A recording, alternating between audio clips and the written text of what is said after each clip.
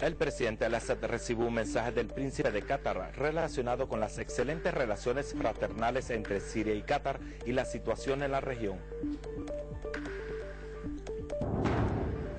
Israel ataca el sector de Gaza y secuestra a 2 palestinos. Explosiones terroristas en Irak. Muerte de 2 soldados estadounidenses en Afganistán. Buenas noches y bienvenidos a las noticias del canal Sirio Internacional.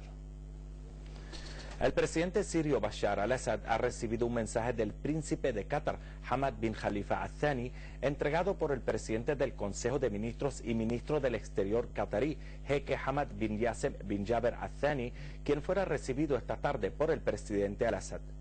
Dicho mensaje se relaciona con las excelentes relaciones fraternales que vinculan a ambos países y la situación en la región. En el encuentro estuvo presente el canciller sirio, Walid al-Muallem. En Damasco se ha dado inicio a las labores de la segunda sesión ordinaria del Parlamento Árabe Transitorio, presidida por la presidenta del Parlamento, la doctora Huda bint Amer. Los congregados analizarán el proyecto de estatuto del Parlamento Árabe Permanente y las resoluciones tomadas durante el pasado periodo, además de ratificar las actas de las reuniones de los anteriores periodos de sesiones. Asimismo, serán expuestas las cartas dirigidas por parte de los países miembros de los parlamentos nacionales, regionales e internacionales, aparte del seguimiento de las resoluciones del Parlamento, de sus comisiones y de su despacho. Durante la inauguración, bin Amer afirmó que la ratificación del Estatuto Interno del Parlamento Árabe Permanente constituirá el inicio del logro de las misiones y metas principales por las cuales fue fundado dicho Parlamento Árabe. A la cabeza de dichas misiones se sitúa el interés por los derechos humanos, la libertad y dignidad de los ciudadanos árabes, el de alcanzar un desarrollo global y de sanear el estado económico y social, alcanzado la prosperidad en todos los ámbitos. Bin Amer reseñó que el Parlamento Árabe preside las instituciones árabes que se preocupan por los intereses panárabes a los que otorga una absoluta prioridad. El Ministerio de Turismo ha anunciado que durante los primeros 8 meses del año en curso, 4 millones de turistas árabes, extranjeros y emigrantes afluyeron al país, superando en un 8% el número de turistas que visitaron Siria el pasado año. El titular de Turismo consideró que el motivo de este crecimiento se debe a las intensas campañas de promoción del turismo llevadas a cabo en los mercados principales y también gracias a la apertura de nuevos mercados. Asimismo, el ministerio dijo que la aportación de turismo a la economía nacional durante el pasado periodo se estima en 151.000 millones de libras sirias. Asimismo, han aumentado las inversiones en el ámbito del turismo gracias a las licencias otorgadas a 73 nuevos proyectos con un costo de más de 27.000 millones de liras, lo que refleja la acelerada entrada en función de las inversiones turísticas en el país, como resultado los esfuerzos desplegados para impulsar dichos proyectos. En los territorios palestinos ocupados, las fuerzas de la ocupación israelí han secuestrado a 2 palestinos, conduciéndoles a un sitio desconocido luego de que estas fuerzas penetraran en el campamento de Breish en la Franja de Gaza, donde se adentraron unos 400 metros en el este del sector, especialmente en la región de Abu Katrun, donde abrieron el fuego en dirección de los habitantes. Paralelamente, en Cisjordania ocupada, las fuerzas de la ocupación arrestaron en una redada a 2 palestinos en el poblado de Kabatilla, en Jenin, al igual que irrumpieron en el poblado de Araba, al este de esa misma ciudad, e irrumpieron en un local de exposición de automóviles situado en la entrada del poblado, saboteando las pertenencias del lugar. Por otra parte, en la localidad de Horta, al este de Nablus, los soldados de la ocupación sionista destrozaron un ejemplar del Sagrado Corán durante una redada llevada a cabo en una vivienda palestina. No es la primera vez, ni mucho menos, que las fuerzas de la ocupación cometen sacrilegios contra el Sagrado Corán. Ya antes habían quemado ejemplares del Corán durante las irrupciones que llevaron a cabo contra las viviendas palestinas. En el escenario iraquí, 6 personas murieron y alrededor de 47 resultaron heridas en diversas explosiones ocurridas en Bagdad y sus suburbios. Así como en Mosul, fuentes de seguridad iraquíes dijeron que la detonación de un coche bomba en el interior de un garaje cerca del antiguo Ministerio de Defensa norte de Bagdad provocó la muerte de 3 personas y la herida de más de 35, además del incendio de varios vehículos aparcados en el lugar del incidente. También en Bagdad, la policía iraquí anunció que 2 bombas estallaron cerca de una librería, causando la muerte de 3 civiles y la herida de 8. En una explosión semejante dejó heridos a 2 agentes policiales al paso de sus patrullas en el sur de Bagdad. Al norte de Bakuba, la detonación de un artefacto causó la muerte de 4 personas, entre ellas 2 mujeres, en momentos en que 2 policías iraquíes resultaron heridos en dichos enfrentamientos con hombres armados al oeste de Mosul.